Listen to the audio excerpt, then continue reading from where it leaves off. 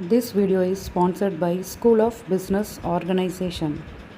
Send your name and qualification on WhatsApp to get the full details about the job.